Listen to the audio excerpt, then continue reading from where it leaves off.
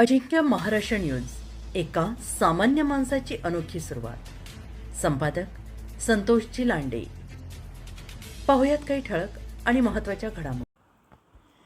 केंद्राखुर्द गावातील जलजीवन मिशन योजनेचे पाणी तात्काळ सोडावे, गावात स्वच्छता मोहीम राबवण्यात यावी अशा विविध मागण्यांसाठी केंद्राखुर्द ग्रामपंचायत कार्यालयासमोर महाराष्ट्र नवनिर्माण सेनेच्या वतीनं आंदोलन करण्यात आले. लेखी आश्वासनानंतर आंदोलन मागे घेण्यात आले. सेनगाव तालुक्यातील केंद्राखुर्द येथे केंद्र सरकारच्या ₹1.25 कोटी खर्च करून जलजीवन मिशन योजनेचे काम पूर्ण करण्यात आले असले तरी योजनेचे काम निकृष्ट तसेच काही गल्लीबोळीत अजूनही नळ जोडणी नाही, तसेच पाणी पिण्यासाठी योग्य नसल्याने येथील ग्रामस्थांना आज खाजगी बोअरवेल धारकाकडून विकत पाणी घेऊन तहान भागवावी लागत आहे. तर गावात गेली अनेक दिवसांपासून नाली उपसण्याचे काम केले नसल्याने गावात दुर्गंधी पसरलेली आहे. यामुळे पावसाळ्यात रोगराई होण्याची शक्यता नाकारता येत नाही. त्यामुळे अशा विविध मागण्यांसाठी आज महाराष्ट्र नवनिर्माण सेनेच्या वतीनं केंद्राखुर्द ग्रामपंचायत कार्यालयासमोर आंदोलन करण्यात आले. यावेळी सरपंच, ग्रामसेवक गोरे यांनी गावात 10 दिवसात स्वच्छता मोहीम राबवण्यात येणार, तसेच जलजीवन मिशन योजनेचे पाईप जोडून काम पूर्ण करून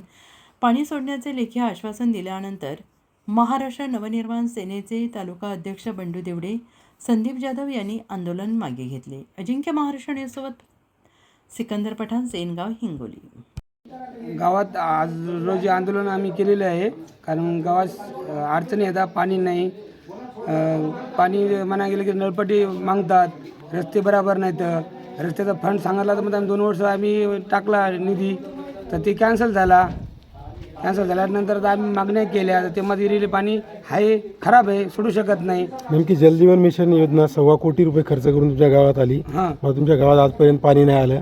नेमकं पाण्याचं कसं भागवता तुम्ही? पिण्यासाठी कुठून पाणी आणता? मग हे असं विहिरीवर आणतो आम्ही, नाहीतर जे खाजगी लोकांच्या विहिरी बोरं येतं तिथून पाणी घेतो आम्ही. कसं ॲडजस्ट करतो आम्ही. कारण आज रोजी पाऊस पडला, लोक शेतातून जातात, ते का पाणी आणता येत नाही. मग आज रोजी गरीब जनतेनं करायचं काय? आज तुम्ही महाराष्ट्र नवनिर्माण सेनेतर्फे आंदोलन करत आहात. आज तुम्हाला लेखी आश्वासन देतील किंवा नाही देतील, मात्र पुढचं आंदोलन काय असणार? समजा येणाऱ्या 5 तारखेला आम्ही आता यानं आमचं मान्य स्वीकारलं तर ठीक आहे, तात्काळ यानं ग्रामपंचायत यानं हे करावं आणि पाण्याची सुविधा चालू करावं. कारण समजा काम क्लिअर झालेलं आहे, पण तरी पाणी नाही म्हणतात. बोर गेले, बोरला बी पाणी नाही. मग आज रोजी एवढा निधी आलेला आहे सरकारचा, हे कशाला वापरतात? हे सरकार एवढा देते या निधी, हे कशामुळे देते? ग्रामसेवक झाला, सरपंच झालं, हे गावाचे आहेत ना विकास, हे कसा स्वरूपात विकास करतात? हे येणाऱ्या नाही झालं तर आम्ही 5 तारखेला मुंबईला आम्ही तिथं उपोषणाला बसू आम्ही मैदानावर. येणाऱ्या 5 तारखेला तात्काळ यानं आम्ही जे मागण्या येतात त्या पूर्ण यानं आमच्या प्रॉब्लेम सॉल्व्ह करावं. नाही झाल्याच्या पुढे आम्ही येणाऱ्या 5 तारखेला आम्ही आझाद मैदान बस तिथं आंदोलन आम्ही करण्यात येईल. ज्या मागण्या आहेत, नाली सफाई असो, कोणती गावात फवारणी नाही. आज 2-2.5 वर्ष झाले. माझी मंडळी, माझी सरपंच आहे. वास्तविक पाहिलं तर कोणत्याही सुविधेचा फायदा नाही दुनियाभरचे. कारण कसं, कुठेही जा तुम्ही फिरा, एक वास्तविक पाहिलं तर नाली सफाई कुठेही नाही. गावाला पाणी नाही. 1,03,00,000चं प्रोडक्ट आहे आपलं. एक वास्तविक पाहिलं तर ते राबवावं अशी आमची विनंती आहे. आणि एक वास्तविक पाहिलं तर जे गावात आहे विहीर, एक मुदवाड्यात आहे, एक बाजूला आहे, ती आहे का नाही मी नाही सांगू शकत. पण एक वाजता त्याच्यावर जाळी असावं. काहून नाही? ग्रामपंचायत काहून देऊ शकत नाही? असं कोणी उधळण बोलू नये. जे शासनाचा निधी आहे हे गाव पातळीवर वापरावं.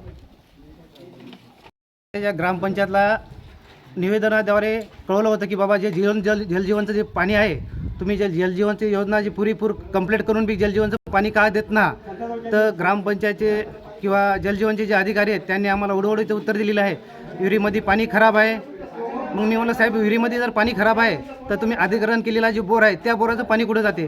ते म्हणत आम्ही विहिरीमध्ये सोडतो. म्हणलं ते तसं नाही जमणार. म्हणलं तुम्हाला जे अधिग्रहण केलेलं पाणी आहे ते गाववाशीला द्या. नाही म्हणलं जलजीवनची जी योजना राबवली आहे तुम्ही आत्तापर्यंत ती कंप्लीट कागदपत्रीच केली, याची आम्हाला काही लेखी स्वरूपात द्या. तर ते म्हणत आमच्याकडे काही नाही. मग मला एक अशी खंत वाटते की बाबा जर केंद्र गावामध्ये जर एवढी जर अपुरी सुविधा असेल तर हे कागदपत्रीच बिल उचलून घेतलेलं काय आहे जलजीवनचं? आज तुम्ही आंदोलन केलं, पुढची भूमिका काय असणार तुमची? जर याच्यावर काही पाठपुरावा नाही झाला तर आम्ही मुंबईला याच्यापेक्षा तीव्र आंदोलन छेडण्याचा इशारा इथल्या जलजीवनच्या अधिकाऱ्याला कळवण्यात येते.